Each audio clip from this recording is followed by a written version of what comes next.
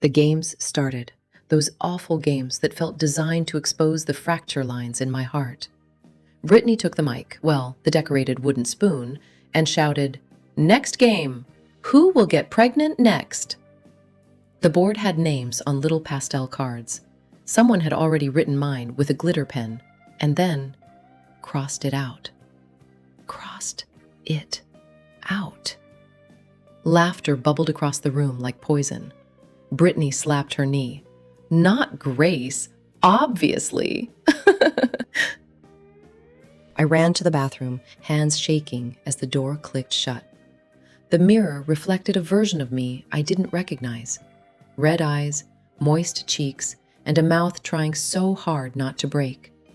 My mascara bled into tiny rivers. I dug my nails into my palms and whispered, "Why does this hurt so much?" The answer sat heavy, because I still believed. Hope was the heaviest thing I carried. I turned on the tap just to hear something other than their laughter. Water rushed over porcelain while my thoughts ran even faster. I should leave, I thought. I should walk out that door and never come back. But then I saw Lila's handwriting in my mind.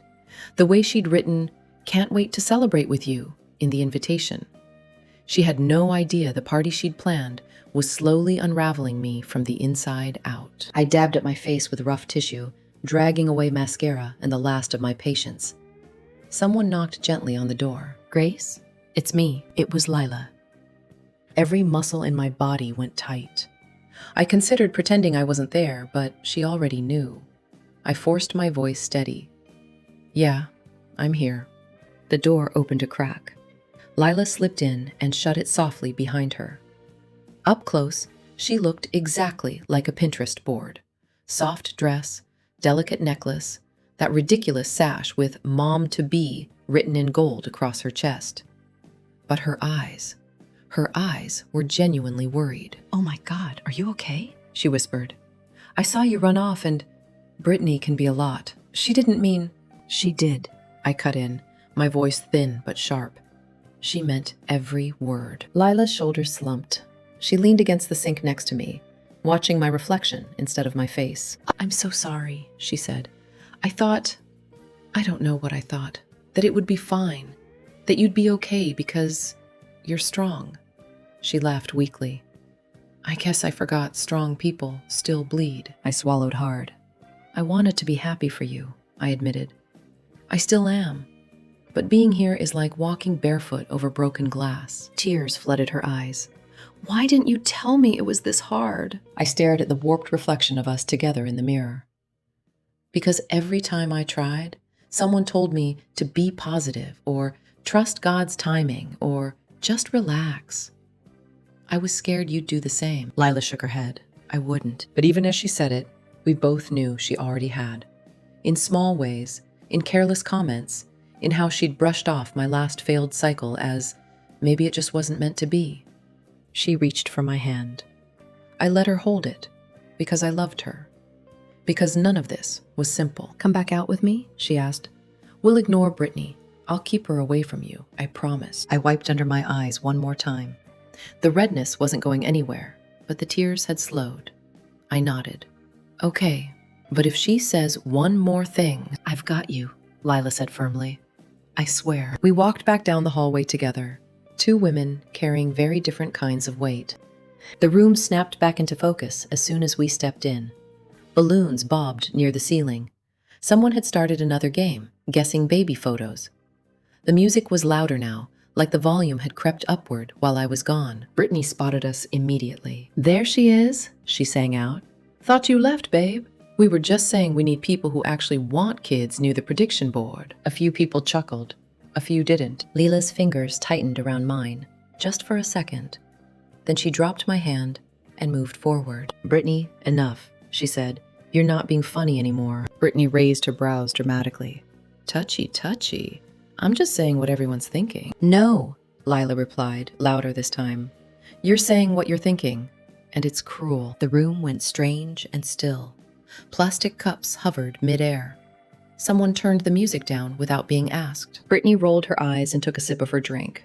"Oh, please. We're all grown-ups here. It's not a crime to talk about reality. Some people have kids, some don't.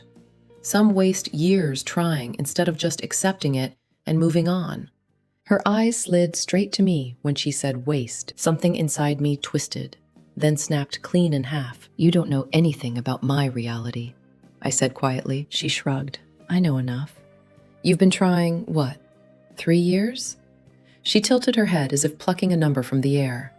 At some point, it's not cute, it's just stubborn. A few women gasped under their breath. Heat surged up my throat. My hands shook, but not from shame this time. You don't get to decide what my limit is, I replied. You don't get to laugh at my pain like it's a party game. Brittany scoffed. Oh, so now I'm the villain because I won't pretend everything is fine? Lila stepped between us. You're the villain because you enjoy making other people feel small. Her voice trembled, but her words didn't. For a second, no one moved. Then Kayla, the one in the yellow dress, spoke up from the sofa. Yeah, Britt, she said. You went too far. You've been going too far all afternoon. The energy in the room shifted. Eyes that had been curious or entertained now looked uncomfortable. Ashamed even. Not at me. At her. Brittany's mouth opened and closed, like she'd suddenly forgotten her lines. I'm just being honest, she muttered. No, I said softly. You're being unkind. There's a difference. For the first time all day, her gaze flinched away from mine. I could have stayed. I could have watched her shrink under the weight of everyone finally seeing her for who she was. But my body had hit its limit. I turned back to Lila. I need to go, I whispered. Tears slid down her cheeks. I understand. She hugged me tightly, belly and all. I held on for one long second, storing the sweetness of my love for her separately from the bitterness of what this day had become. Then I picked up my bag and walked out, leaving the chatter and confetti behind me. By the time I reached my car, the thin thread holding me together had snapped. I slammed the door shut and let the tears come, loud and ugly and real. All the moments I'd swallowed for other people's comfort came pouring out in one violent, shaking flood. The appointments, the tests, the endless maybe next month, the years of smiling through other people's baby announcements. I wasn't crying because I wasn't happy for Lila. I was crying because nobody seemed to understand that my heart could hold joy for her and grief for me at the same time. My phone buzzed in my hand. A message from Lila lit up the screen. I am so sorry. I love you. I'm proud of you. I'm here whenever you're ready. I pressed the phone to my chest and breathed, letting the words soak in. That night, my apartment felt like a stranger's. The fairy lights I'd once thought were cozy now looked childish, mocking.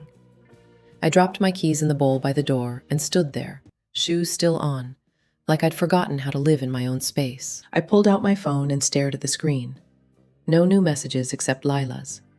Part of me wanted to text the group chat to ask if anyone else had felt the cruelty in that room, or if I really was too sensitive, the way Brittany's laugh had implied. But I didn't. Instead, I opened my journal, a plain notebook I'd bought months ago during one of those self-care Sundays where I'd promised myself I'd start processing my feelings instead of burying them.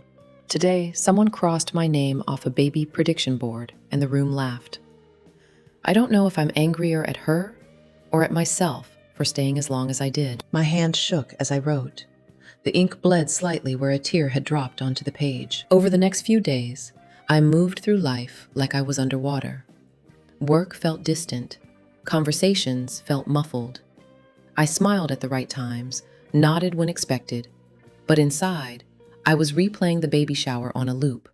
Brittany's voice, the crossed-out name, the laughter that had felt like 1,000 tiny cuts. Then, exactly 1 week after the shower, something happened that I didn't see coming. A text popped up in the mom group chat, the same one where Lila had sent out the shower invites.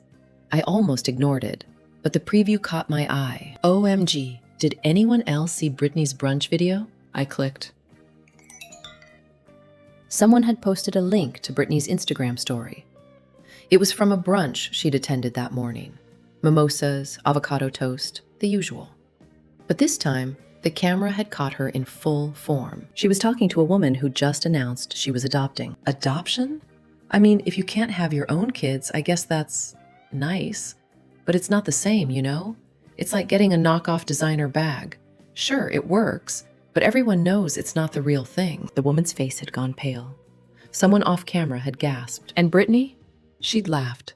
That same high, careless laugh. The comments under the video were brutal. Who talks like this? This is genuinely cruel. I've heard her make jokes like this before, but this? Someone please tell me this account isn't real. I sat on my couch, phone in hand, watching the video 3 times. My chest felt tight, but not with sadness this time. Vindication. By that evening, Brittany had deleted the story. But the internet, as it does, had already screen recorded everything. The video spread through mom groups, infertility forums, and adoption communities like wildfire. Someone created a reaction video breaking down why her comment was harmful. It got thousands of views overnight. Another person, a therapist who specialized in fertility trauma, stitched the video with educational commentary about how society devalues women who can't conceive naturally. Brittany's carefully curated Instagram aesthetic, the one filled with #blessed posts and inspirational quotes about motherhood, was now flooded with comments asking her to address the video. She posted a non-apology 2 days later. I'm sorry if anyone was offended by my words at brunch. I have a dark sense of humor, and sometimes it doesn't land. I never meant to hurt anyone. Let's all just move forward with grace and kindness. The comments tore it apart. If anyone was offended, girl, you were offensive. This isn't an apology. This is damage control. Notice how she didn't actually apologize to the woman she insulted. I didn't comment. I didn't share the video. I didn't engage at all, but I watched. And I felt something I hadn't felt in years. Seen. Not because Brittany was getting dragged online, though I won't lie. There was a bitter satisfaction in that. But because hundreds of women were saying, in comment after comment, this happened to me, too. Women shared stories of baby showers where they'd been mocked, family dinners where relatives had made jokes about their empty wombs, workplaces where they'd been passed over for promotions because she's probably going to get pregnant soon anyway. Or worse, she's probably trying and failing, so she'll be emotional. I read every single story, and for the first time since that prediction board, I didn't feel alone. A few days later, Leela called me. I almost didn't pick up, not because I was angry, but because I wasn't sure I had the energy for another emotional conversation. But I answered. Hey, she said softly. I saw the video. Yeah, I replied. Everyone did. There was a pause. Grace, I need to say something, and I need you to really hear me. Her voice cracked. I'm not calling to gossip about Brittany. I'm calling because I realized I've said things like that too.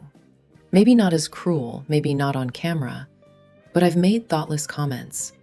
I've brushed off your pain because it made me uncomfortable. And I'm so sorry. My throat tightened. I've been thinking a lot since the shower, she continued, about how I invited her, knowing she'd been unkind to you before. About how I told you to just come back out, instead of asking if you wanted to leave. About how I prioritized the party going smoothly over you feeling safe. That was wrong. And I need you to know, I see it now. I really see it. Tears slipped down my cheeks, but I didn't wipe them away. Thank you, I said. That's all I've ever wanted. Not for you to fix it, just to see it. We stayed on the phone for over an hour. She asked questions, real ones, about what the appointments felt like, about how it felt to see pregnancy announcements, about what I actually needed from her instead of what she assumed I needed. There it was, accountability. Not a but, not a sugar-coated excuse, a real, honest acknowledgement of harm. I love you, I said. I've always loved you. That's why it hurt so much. I didn't feel protected. I felt exposed. Tears slipped down Lila's cheeks. She didn't wipe them away. You deserve better than what you got at that shower, she whispered. From her, from me, from all of us. We sat in the quiet that followed, the kind that hums with truth instead of awkwardness. Over the next few weeks, I didn't magically heal. There was no single sunrise where everything stopped hurting. But the baby shower stopped being a fresh wound and started becoming something else. A moment I could point to and say, that was the day I stopped letting other people define my pain. I found a therapist who specialized in fertility grief. On our first call, she said, "Infertility is a loss that keeps happening. You're mourning a future every month, and people expect you to act like nothing's changed." I exhaled so sharply it almost sounded like a sob. "Yes," I whispered. "That's exactly it." In our sessions, we didn't just talk about babies. We talked about identity, family expectations, the version of myself I thought I had to be worthy of love. She helped me see that my life wasn't on pause, waiting for two pink lines. It was still happening, messy and real and important right now. I started taking small, defiant steps back into my own life. I unfollowed accounts that made my chest ache and followed ones that made me feel seen. I joined a support group where women said things like, "I'm happy for her and devastated for me," and nobody flinched. One evening, after a support group session, a woman named Priya stayed behind on the video call. Her face was kind, tired in the way that comes from carrying invisible weight. "Hey," she said, "I just wanted to say, your story about the baby shower, that was brutal. But the way you're talking about it now, the way you're processing it, that takes real courage." I blinked, surprised. I didn't feel courageous. I felt like my insides were falling out. Priya smiled sadly. "Sometimes, bravery looks like shaking while you speak, instead of staying silent." Her words sank in like warm tea on a cold day. Meanwhile, word about Brittany kept trickling in. Not because I asked, but because the universe apparently enjoys tying up loose ends. She posted a vague story on social media about fake friends who can't handle honesty. But the comments weren't the chorus of support she expected. Someone replied, "There's a difference between honesty and cruelty." And others quietly liked it. Another person messaged me privately to say they'd stopped inviting her to events. "She made everyone tense," they admitted. "We just didn't realize how much until we saw that video." I didn't celebrate her isolation. It didn't make ovulation kits cheaper or progesterone shots less painful. But there was a strange comfort in knowing that the universe hadn't just shrugged and moved on.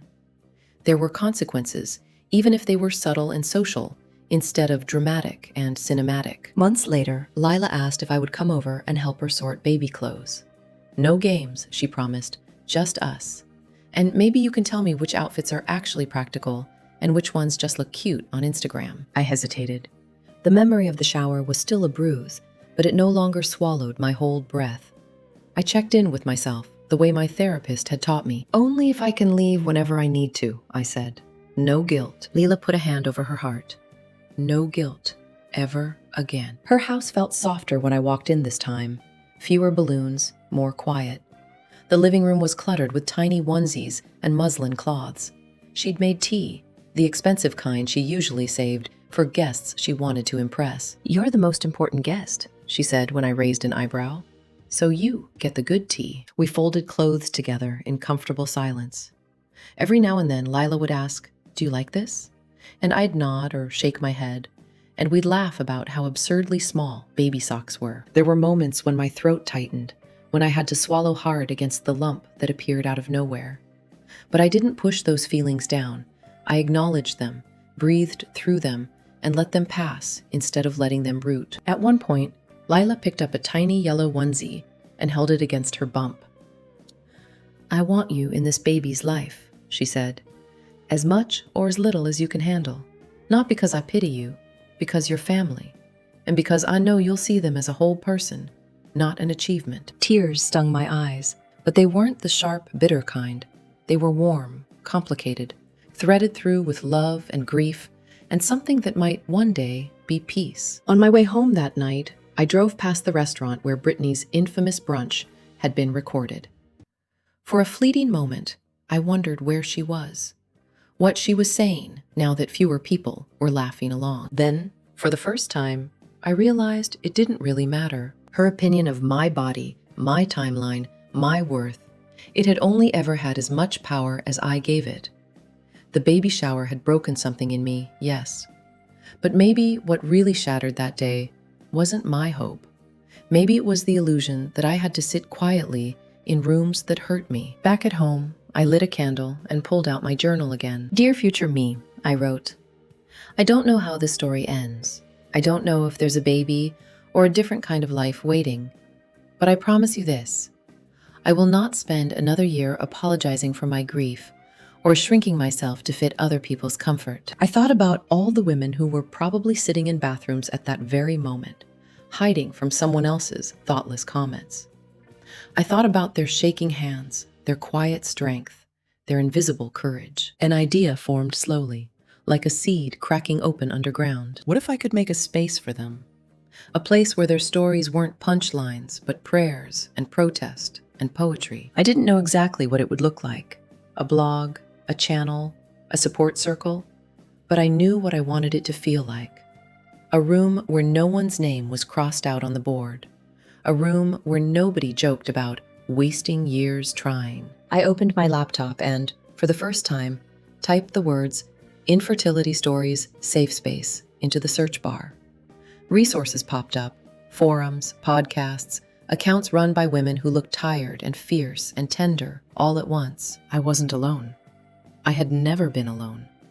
I'd just been made to feel that way by people like Brittany, whose imagination stopped where their comfort began. Screw that, I whispered, a tiny smile tugging at my lips. A few weeks after that moment of clarity, something shifted in my support group. I'd been attending for months now, showing up every Thursday evening, camera on, sharing pieces of my story in small, careful increments. The facilitator, Anika, was a calm presence, a woman in her 40s who'd been through her own fertility journey and now dedicated her time to holding space for others. She never pushed, never demanded more than we could give. But that particular Thursday, after the session ended and most faces had clicked off the screen, she asked Priya and me to stay behind. I've been thinking, Anika said, about starting a peer-led series, stories from the community, not medical lectures, lived experiences. I'm getting too many messages from women who say they feel invisible, silenced by friends and family. My chest tightened in that way that meant something important was coming. You want us to share publicly? I asked. Anika shook her head. More than that. I think you, Grace, might be perfect to host the first one. The way you described the baby shower, the confrontation, the aftermath, it was raw, but it was also grounded. You didn't just tell us what happened, you showed us how it felt. I looked down, suddenly shy. I was just venting, I murmured. No, Priya said. You were storytelling. There's a difference. The word sat between us like a small, glowing stone. Storytelling. I'd always thought of myself as the supporting character in other people's baby stories. The one who sends gifts from the registry and smiles in photos and claps at gender reveals, while quietly shrinking inside her own skin. The idea that I could be the one holding the mic, metaphorically at least, felt both terrifying and strangely right. What would that even look like? I asked. Anika's eyes softened. Think of it as a conversation, not a performance. You share your story from your perspective. No sugarcoating, but no violence toward yourself either. Then we invite questions, reflections. We frame it as, how do we create safer spaces for women in fertility limbo? You've lived what can go wrong. You also know what helped you after. I thought of the baby shower, of the prediction board with my name crossed out, of the way my body had trembled while I tried to defend myself in a room that was supposed to feel safe. I thought of how long it had taken me to stop replaying that moment, scrubbing my skin like I could wash off her words. What if I freeze? I asked. What if I start talking and my voice shakes and everyone just stares? Anika tilted her head. Then your voice shakes, she said simply, and we all keep listening. Shaking doesn't cancel truth. It just proves you care. Priya nodded. And if you completely blank, you can say, I need a second. This isn't a job interview.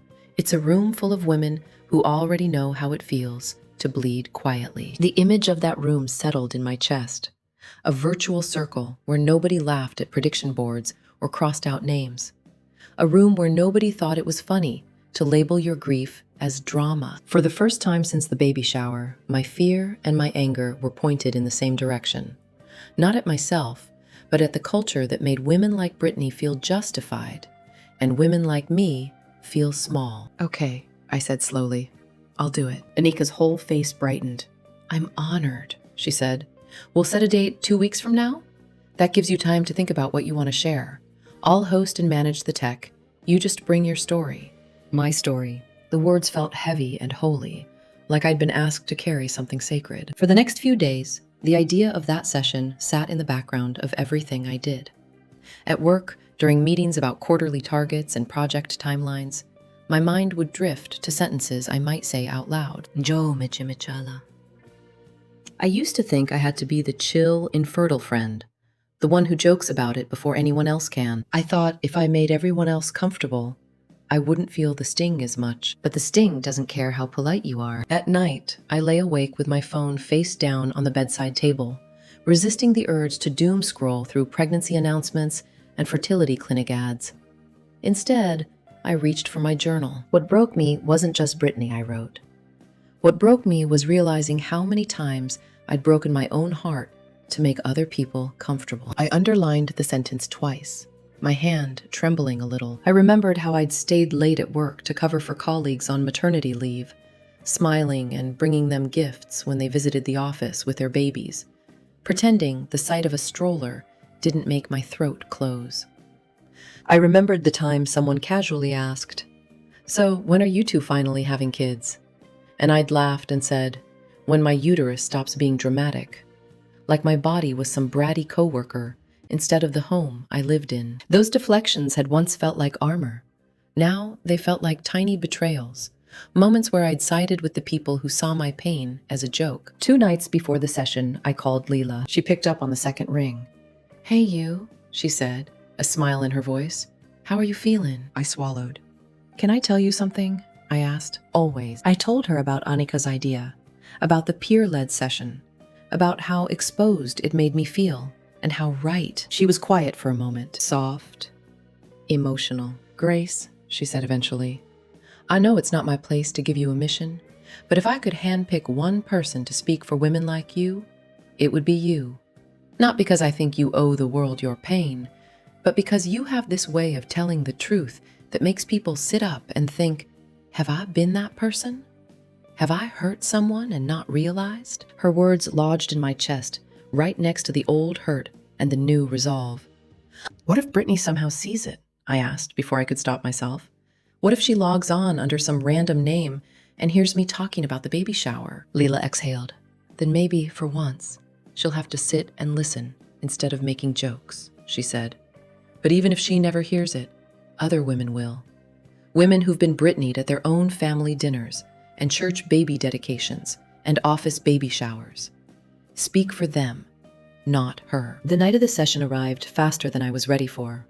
I set up my laptop on the dining table, propped it on a stack of books, and adjusted the lamp so my face wasn't in shadow. I checked my reflection on Zoom and barely recognized the woman staring back. Same eyes, same jawline, same hair pulled into a messy bun. But something in my posture had shifted. Shoulders a little straighter, gaze a little steadier. "You don't have to be perfect," I whispered to my own face. "You just have to be honest." People started joining the call, little squares appearing one by one. Names from all over: Amira, Jess, Tandy, May, Lucia. Some had their cameras on, others just showed initials.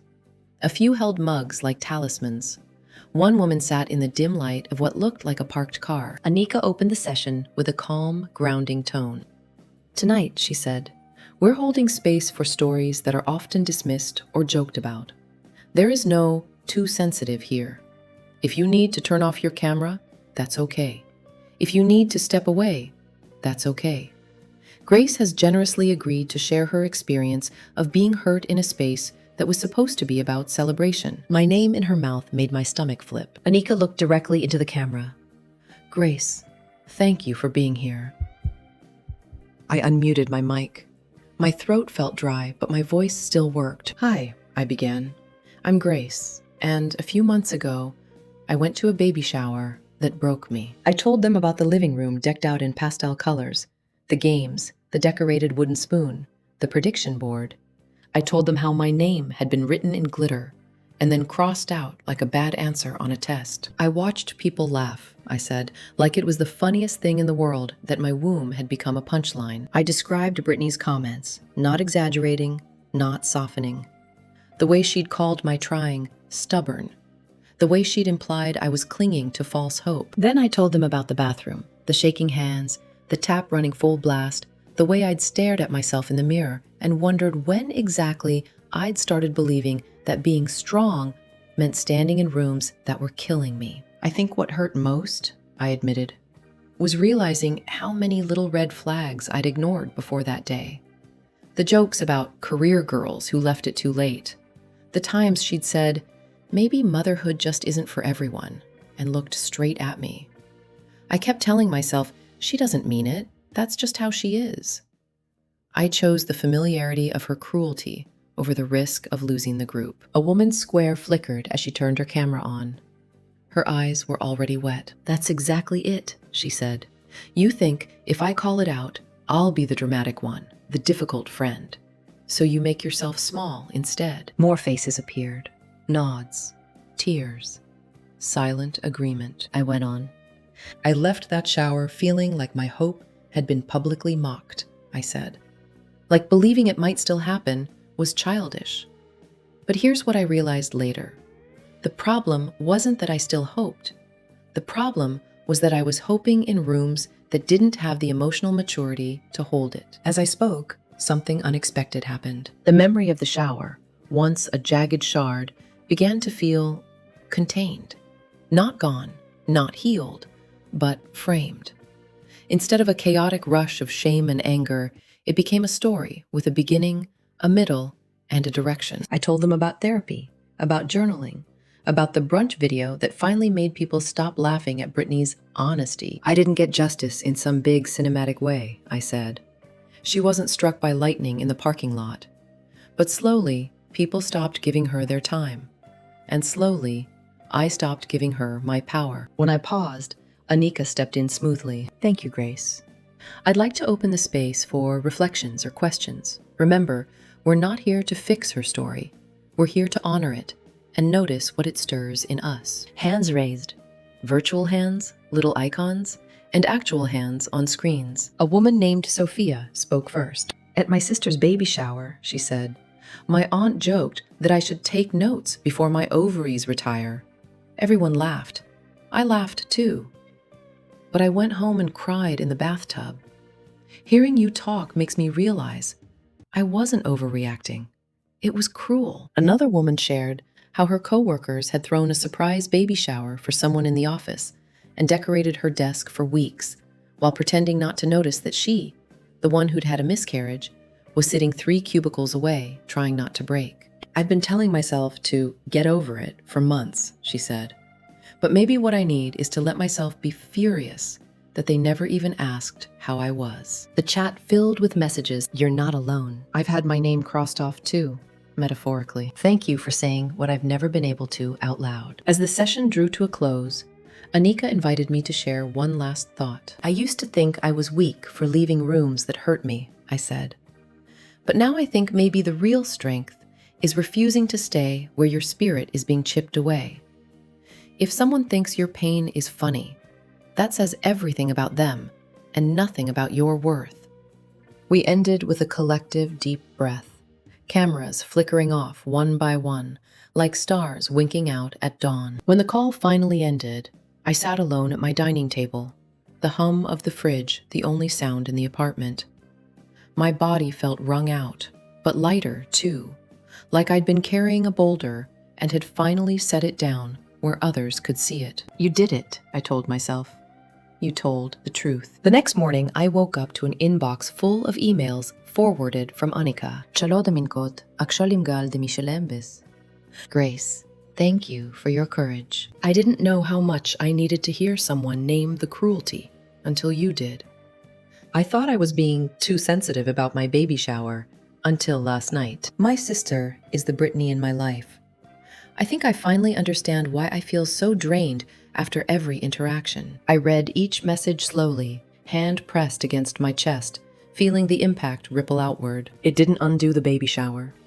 It didn't erase the years of appointments, the sting of negative tests, the ache of empty rooms. But it did something important. It proved that my story was not just a private humiliation. It was a mirror, reflecting patterns other people had also been trapped in. A week later, something happened that I hadn't expected. An email popped into my personal inbox with a subject line that made my stomach drop. From Brittany. My finger hovered over the trackpad. Every instinct screamed to delete it without opening, to protect my hard-won peace. But curiosity nudged me. I clicked. Grace, it began. I heard that you spoke about the baby shower in some online group. At first, I was furious that you made me look bad. Then someone showed me the brunch video. I barely recognized myself. My jaw clenched. I've been telling myself for years that I'm just honest, she wrote.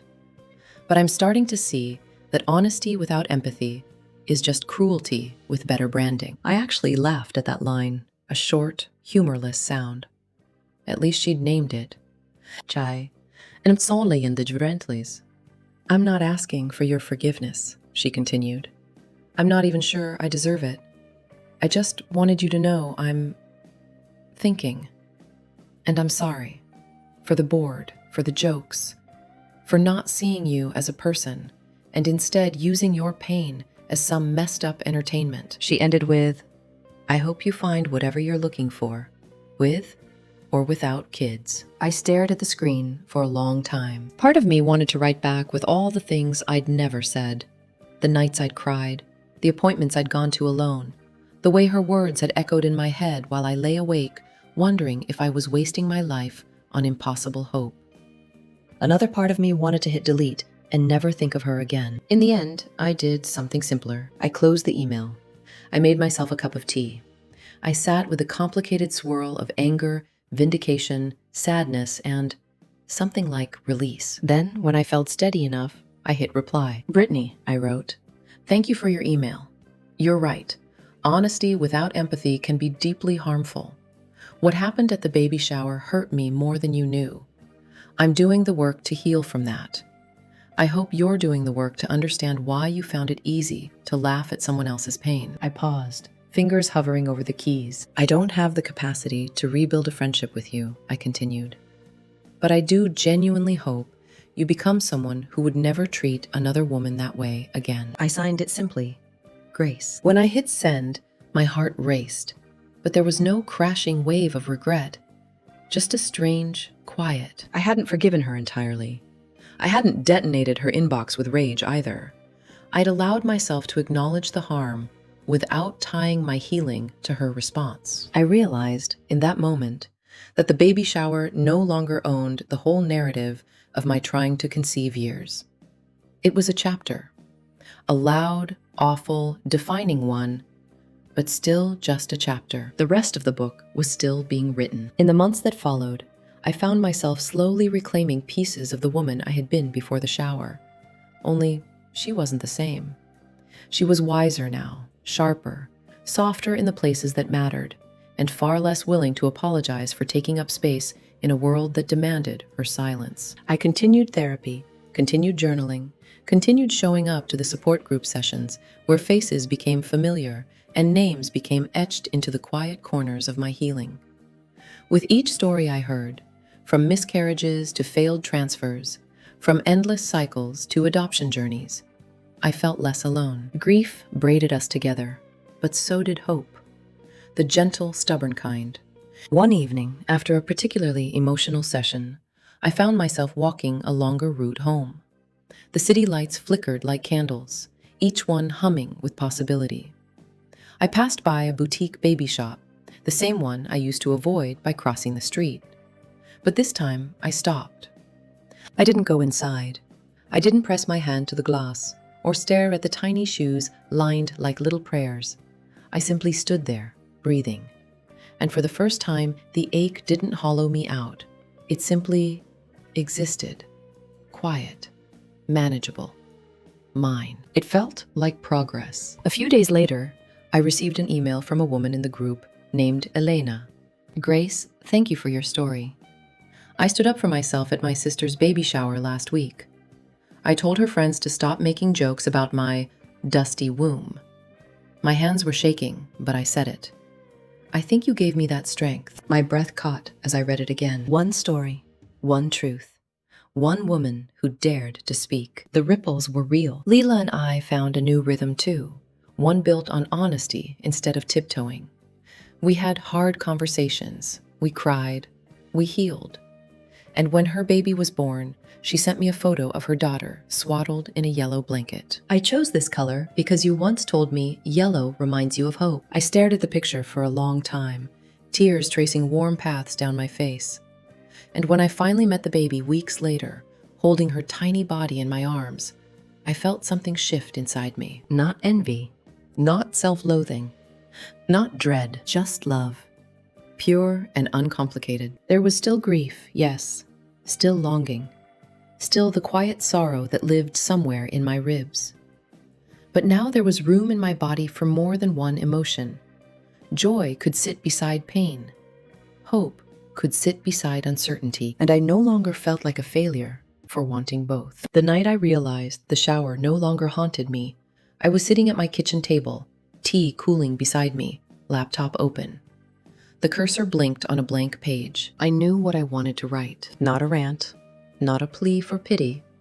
A guide, a hand extended, a lifeline for the women walking the same tightrope I had, between hope and heartbreak, month after month. And that's when I created the first outline of what would later become the Infertility Secrets. A safe place. A place without crossed out names. A place without prediction boards. A place without Britneys. A place for women like me. As I typed, I felt something warm settle in my chest. Purpose. Direction. A future that wasn't defined by whether a test turned positive or negative. Healing wasn't linear. It wasn't glamorous. It wasn't always gentle, but it was happening slowly, quietly, fully. Months later, during another group call, a new woman joined. She was shy, barely unmuting, but when she finally spoke, her voice shook. I'm here because I saw Grace's talk, and I haven't told anyone what happened at my cousin's baby shower. They laughed when I cried. They told me I was ruining the day. I thought something was wrong with me. My throat tightened. There is nothing wrong with you, I told her. Cruelty is loud, but compassion is louder when we choose it. She nodded, wiping tears. That's when I knew. The baby shower hadn't broken me. It had broken something open in me. Something necessary, something powerful. The last piece of the healing came unexpectedly, on a quiet Sunday morning. I received another email. This one from someone with no name attached. Vilagalahad, your story saved me. Thank you. Just that. No signature, no context. And strangely, it was enough. I closed my laptop and looked out the window. Sunlight spilled across the floor like a promise. I wasn't fixed. I wasn't finished, but I was free. And sometimes, that was more than enough. The baby shower had broken something in me, yes.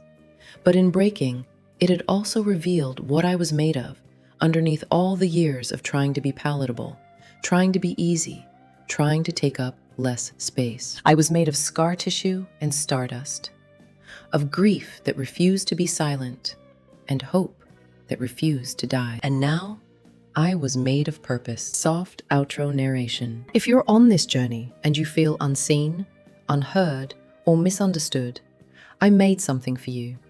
Something real, something gentle, something that honors the complicated hope inside you. Go to theinfertilitysecrets.com and download the 7 signs of ovulation most women miss. It's free, it's clear, it's for you. You're not alone.